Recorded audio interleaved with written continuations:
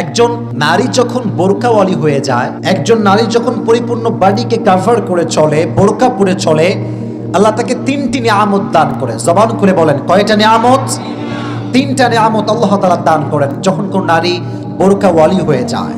এক নাম্বার, যখন কোনো নারী পরিপূর্ণ পর্দাশীল, বিফোর ম্যারেজ, আফটার ম্যারেজ। যদি কোনো নারী বিয়ের আগে পর্দাশীল হয়ে যায়, এই বোরকাওয়ালি যখন বিয়ে করবে, বাসর রাতে তার স্বামীকে সে বলতে পারবে, you are the first man in my life, তুমি আমার জীবনের সর্বপ্রথম পুরুষ যে আমাকে আজকে বোরকা ছাড়া দেখতে পাচ্ছে। ঠিক কিনা বলেন? এটা বড় একটা প্রাইড তার জন্য, যে তাকে কখনো কোনো পুরুষ বোরকা ছাড়া দেখে নাই, হিজাব ছাড়া দেখে নাই। আর সবচেয়ে বড় কথা হচ্ছে, নিজের কাছে যে ভালো হতে পেরেছে, নিজের কাছে যে অনেস্ট হতে পেরেছে, সে কারো কাছে অনেস্ট হতে পারুক আর না পারুক, সে রবের কাছে ভালো ব্যক্তি হয়ে গিয়েছে। ঠিক কিনা বলেন? এজন্য মা বোনদেরকে নিজের কাছে ঠিক হতে হবে, নিজের কাছে চরিত্রবান হতে হবে। আল্লাহ মা বোনদেরকে বোরকা পরা তৌফিক দান করুক, সকলে পড়া আমিন।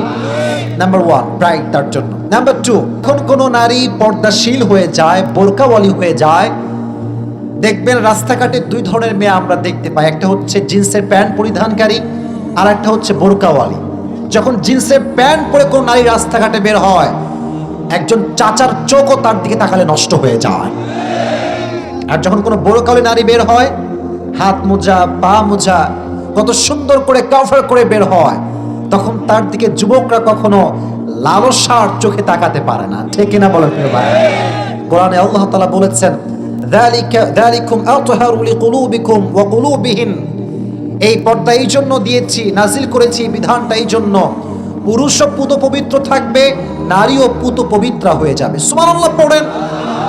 অপর আয়াতে আল্লাহ তাআলা বলেছেন, ইন্নামা ইউরিদুল্লাহু লিইউযহিবা আনকুমুর রিজসা, পর্দা আল্লাহ তাআলা এই জন্য নাজিল করেছেন যাতে প্রত্যেকটা নারীর থেকে অপবিত্রতা দূর হয়ে যায়। অর্থাৎ যেই নারী বোরকা পরে না, তার মতো অপবিত্র আল্লাহ কোনো যে আর কেউ হতে পারে না। ঠিক কিনা বলেন? আল্লাহ মা বোনদেরকে হেদায়েত দান করুক, সকলেই পড়া আমিন। সর্বশেষ কথা মা বোনদের জন্য এটাই বলতে চাই, বোরকাওয়ালি যখন মারা যাবে, যখন সে কবরে যাবে, তাকে বলা হবে যে তোমার কাছে কি আমল আছে যে আমল দিয়ে তুমি আল্লাহর জান্নাতে প্রবেশ করবে। বোরকাওয়ালি বলবে যে আমার কাছে আহামরি বিশাল কোনো আমল নেই, তবে যেই সময়ে হাজার হাজার নারী তার রূপ দেখিয়ে রাস্তাঘাটে চলতো, সেই সময় আমি বোরকা পরে, হিজাব পরে, আমার বডিকে কভার করে চলেছি। আয় রব, আমার কাছে বড় কোনো আমল নেই, তুমি আমাকে আমার বোরকার বিনিময়ে জান্নাত দিয়ে দাও। হতে পারে এমন, রব তো রহমান, রব তো রাহিম, আল্লাহ হতে পারে সেই বান্দিকে বোরকার ওসিলা করে জান্নাতুল ফেরদাউস নসিব করতে পারে। সুবহানাল্লাহ পড়েন। এটা হতে পারে কি পারে না? পারে কি পারে না?